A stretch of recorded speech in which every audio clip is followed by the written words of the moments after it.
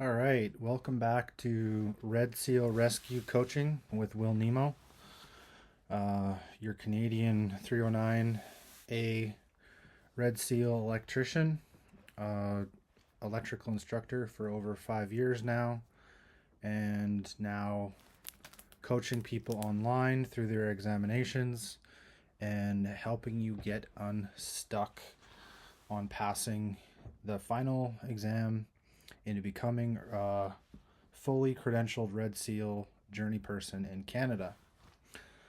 What I want to talk about today is really simple.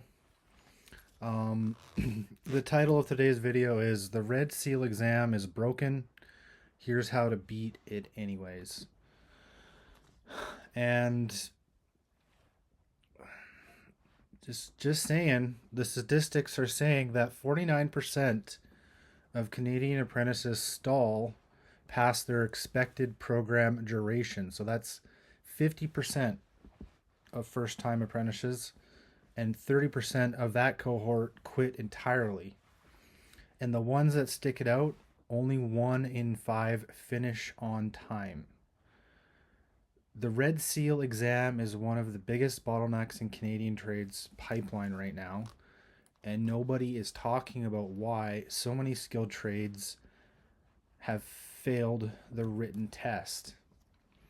As I previously mentioned, I'm Red Seal certified. I coach people through the exam, and I'm going to break down exactly why this system is set up the way it is and what it actually tests and how to beat it, even though it is not designed to help you pass.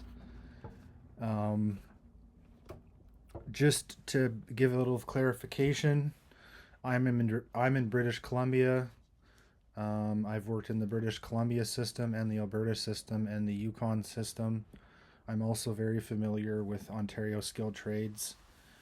Quebec is completely a different system than the rest of Canada. So just bear in mind that if you are in French speaking Canada, the certification process is completely different than the rest of Canada. So the apprenticeship system was actually designed decades ago, actually somewhere after World War II in the early 1950s and 60s. And it assumes that time in program equals competency. And that's not actually how learning works. And we aren't actually testing um, competency in institutional settings anymore, right? We don't know how strong people's math, numeracy, documentation, reading skills are. We don't know if they can wire panels. We don't know if they can do basic tasks as per the curriculum. Um, and as StatsCan's data suggests, since 2024, there's been 101,000 registrations with only 47K certifications, and the pipeline is leaking. So that tells you something right there. So the exam itself is testing a different skill than the job. You can be an excellent electrician, mechanic, heavy duty mechanic, plumber, any one of the other 54 trades out there, Red Seal, anyways, and you can still be a terrible exam taker, right? These are completely two separate competencies. Just because you're good in the trades and you can do all the hands on stuff and your boss loves you and you have all your hours, like the 6,000 hours in BC or Alberta, or 8,000 in Alberta, or the 9,000 in Ontario.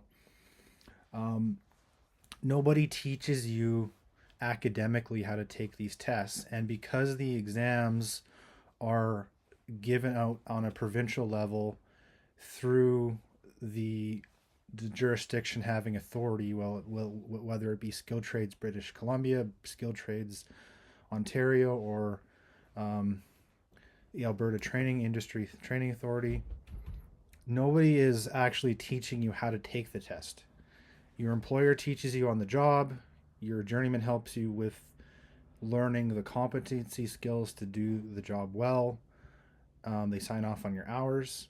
The school teaches you the theory part of the exams, but nobody actually teaches you exam strategy, code navigation, time management, and under test conditions. Can you write this exam under 3 hours, 100 questions to 150 questions under 3 to 4 hours? And that's about 1.5 to 2 minutes per question. And unless you can confidently say you can do that, and you're not just winging it, then you don't really have a hope in hell in passing on the first try, right? The code book, whether it be an electrical code book, a plumbing code book, a national building code book, it's given to you as a resource, but most people have never practiced using it as under time pressure. It's like being handed a map in a foreign language during a race, right? You can't read that book because you don't have a background in legalese, because it's written in legalese. It's a legally binding document, right? But you are the best conduit bender on site, and you know how to pull wire and throw up panels, but you don't understand why a panel or a pipe has to be a certain size, or there are limits on the number of conductors you can put inside of a pipe, right? There's a reason why over 3 wires there's only 40% pipe fill, right? And it's about making sure wire doesn't overheat. It's about making sure there's no damage to the conductors, things like this. So the exam does not test whether you can do the work. That's what your blue book is for. That's what your employment record is for. That's what your hours and your sponsor is helping you do. It tests why you can explain why the work is done and the way it is done. So the way that I go through it is 3 types of questions that you want to ask yourself. Do you have knowledge recall? Do you know the rule? Right? Do you know what section in the code book? Right? And do you know the application? Can you apply the rule to a scenario? Do you have code lookup? Can you find the answer in the code book fast enough? And the biggest trap, people with a lot of field experience rely on memory and gut instinct. I used to do this all the time up until trying to write the red seal. And it was very frustrating for me until I got very specific on it. So the exam has distractors answers that are designed to catch exactly this, and they put the job site answer as the wrong option. So there's only, on a multiple choice exam, there's only 1, 2, 3, 4 answers, and you can usually eliminate 2 of them right off the bat, and the other two answers are going to look very similar to one another. So the biggest trap people have with lots of field experience, they rely on memory and gut instinct. So you need to also have better time management as well. 150 to 150 questions in 4 hours. Like I said, it's about 1.5 minutes per question. If you spend 5 minutes on a hard question, you have just lost time for 3 easy ones. So you really have to go strategically top to bottom or bottom to top. Select the answers that you know, write those down, and then come back to the ones that you don't know, and then try to answer them as best you can. The code book is your biggest weapon if you know how to use it. Most people do not, right? So strategy number 1, learn the code book structure, not the content. The code book, electrical code specifically, is 950 pages. You are not going to memorize it, right? It's just not possible to memorize it. You can know where to find things and know which sections to cover and which topics, and you can tap the high frequency sections and practice finding things fast.